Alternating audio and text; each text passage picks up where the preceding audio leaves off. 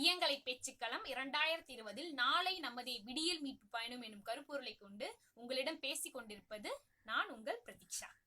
இன்றைய தலைப்பு, ஒரு பெண்ணின் பார்வையில் ஆண். ஆண்னு சொல்லும் போது அழத் தெரிந்தவன் அல்ல, கண்ணீரை மறைத்து வைக்க தெரிந்தவன். அன்பில்லாதவன் அல்ல, அன்பை மனதில் வைத்து வார்த்தையில் சொல்ல தெரியாதவன்.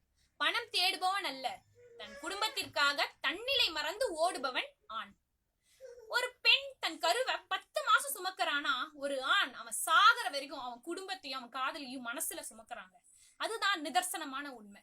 பல காலமாவே நம்ம பேசிட்டு இருக்கோம், பெண் அடிமை அது இதுன்னு பெண்களுக்காக மட்டுமே பேசி ஆண்கள் என்ற ஒரு வர்க்கத்தையே மறந்துட்டோமோ அப்படின்ற ஒரு எண்ணம் சமீப காலமா எனக்கு வந்தது.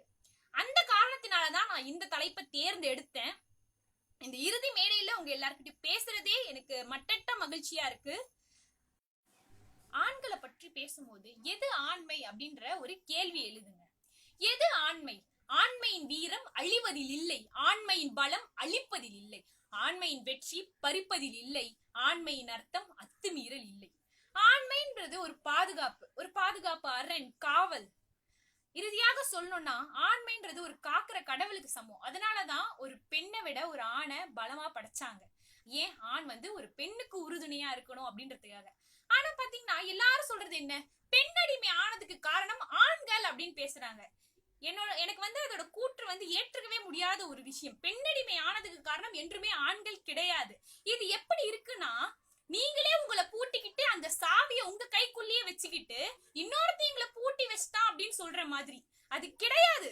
பெண் அடிமை, பெண் அடிமையே கிடையாதுங்க. பெண் உங்ககிட்டதான் உங்களோட சாவி இருக்கு, நீங்க தான் அதை உடைச்சிட்டு வெளியே வரணும். அதற்கு ஒரு ஆண் தான் காரணம், ஆண் தான் காரணம்னு மாறி மாறி அவன் மேல பழிய போட்டுக்கிட்டே இருக்கீங்க. இவ்வளவு ஏங்க பெண்ணடிமை பத்தி அதிகமா பேசினது பெரியார். கல்வி கண் திறந்தவர்னு சொல்றோம்.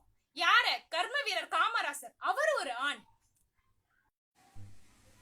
பெண்கள் அணு அளவுக்கு அடக்குமுறைக்கு ஆளானாலும் இந்தியா உண்மையான சுதந்திரத்தை அடைய முடியாது என்று சொன்னவர் ஒரு ஆண், மகாத்மா காந்தியடிகள். இவ்வளவு ஏங்க சொத்துரிமை அது இதுன்னு பேசுறீங்களே, அந்த சொத்துரிமை அனைவரும் சமம்னு சட்ட புத்தகத்தை முதல்ல எழுதியவர் யாருங்க? B.R. அம்பேத்கர். ஒரு ஆண்.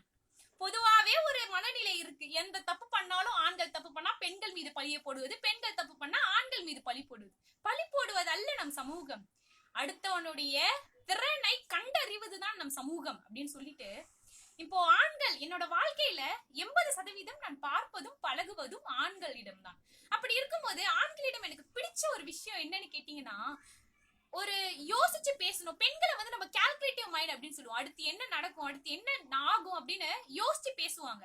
ஆனா ஆண்களிடம் நான் என்னைக்குமே அந்த ஒரு உணர்வை நான் பார்த்தது கிடையாது. மனசுல என்ன தோணுதோ அதை உடனே பேசிடுவாங்க.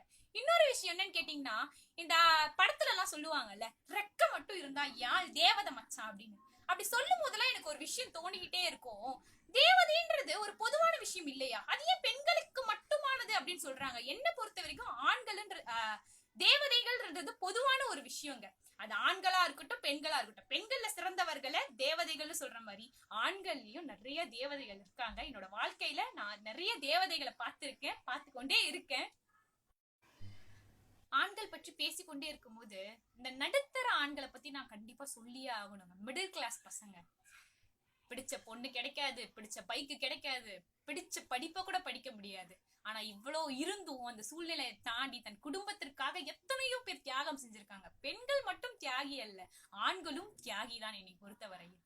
மகனாய் பிறந்து தமையனாய் வளர்ந்து தோழனாக பாதுகாத்து கணவனாக வாழ்ந்து தந்தையாக மறுபிறவி எடுத்து ஒவ்வொரு ஆணும் தனக்காக உழைக்காமல் தன் குடும்பத்திற்காகவே உழைப்பான். சொல்லுவாங்க, அப்பா சொல்லுவாங்க, நம்ம அம்மாக்கெல்லாம் என்ன இருக்கும், அம்மாக்கள் பேசுறதை கேட்டீங்கன்னா பிள்ளைகள் நல்லா இருக்கணும், பிள்ளைகள் நல்லா இருக்கணும், அவ்வளவுதான். ஆனா அப்பா அப்படி கிடையாது.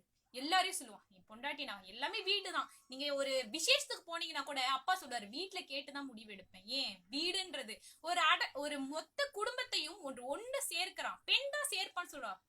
ஆண் இல்லைன்னா அந்த குடும்பமே முழுமை அடையாதுங்க. ஒரு பெண்ணால் மட்டும் ஒரு குடும்பம் ஒளி பெறுவதில்லை, ஆணாலையும் ஒரு குடும்பம் ஒளி பெறுது அப்படின்னு சொல்லி இறுதியாக சொல்லணும்னா, இந்த ஆண்கள் பற்றி ஏன் பேச எல்லாரும் கேட்டுட்டே இருந்தாங்க. என்ன பெண்களுக்கு பத்தி பேசாம ஆண்களை பத்தி பேசி ஆண்களுக்கே வரிஞ்சு கட்டிட்டு இருக்கியே அப்படின்ற மாதிரி கேள்வி எழுந்தது. எனக்கு தெரிந்தது, எனக்கு பிடித்தமான எல்லாரும் நிறைய சமூகத்துல நிறைய சீர்கேடுகள் நடந்து கொண்டுதான் இருக்கு, நான் இல்லைன்னு சொல்லவே இல்லை. அதை பார்க்காம எல்லாரும் அங்கதான் பாக்குறீங்க. ஒரு சேஞ்சுக்கு இந்த பக்கம் வாங்க, ஆண்களும் ஒரு வர்க்கம் இருக்கு, அவர்களை பத்தியும் பேசணும் அப்படின்ற ஒரு காரணத்தினாலதான் ஆண்களை பத்தி பேச முடிவே நான் எடுத்தேன்.